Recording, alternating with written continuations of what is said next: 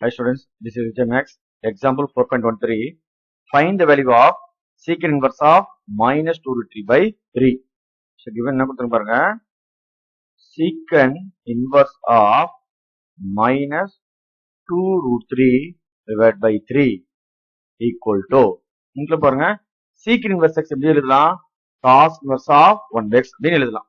அந்த மாதிரி இங்க secant inverse of x நம்ம எப்படி எழுதலாம்னா cos inverse of 1 by x கிட்ட நமக்கு என்ன இருக்கு பாருங்க, minus 2 root 3 divided by 3.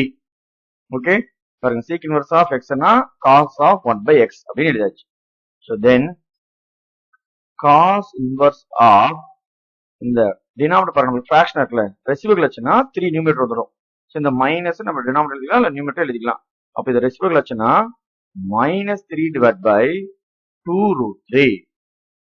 Then 3 can write as, இந்த numerator 3 எப்படி எழுதலாம், 3 can write as root 3 into root 3.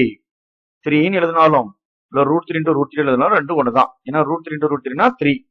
ஒரு root 3 ஒரு root 3 நமக்கு என்ன ஆயிடும், கேன்சல் ஆயிடும். அப்ப பேலன்ஸ் பார்த்தீங்கன்னா cos inverse of minus root 3 divided by 2.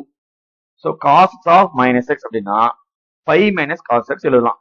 So அந்த மாதிரி இதை எழுதுறோம் பாருங்க, 5 minus cos inverse of root 3 by 2. So cos நம்மளுக்கு எப்போ root 3 by 2 வரும், cos பாருங்க நம்மளுக்கு cos 60 degree. 60 degree angle பார்த்தீங்கன்னா நம்மளுக்கு pi by 6.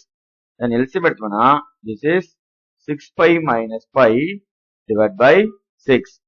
6 pi ல ஒரு pi subtract பண்ணோம்னா that is 5 pi by 6.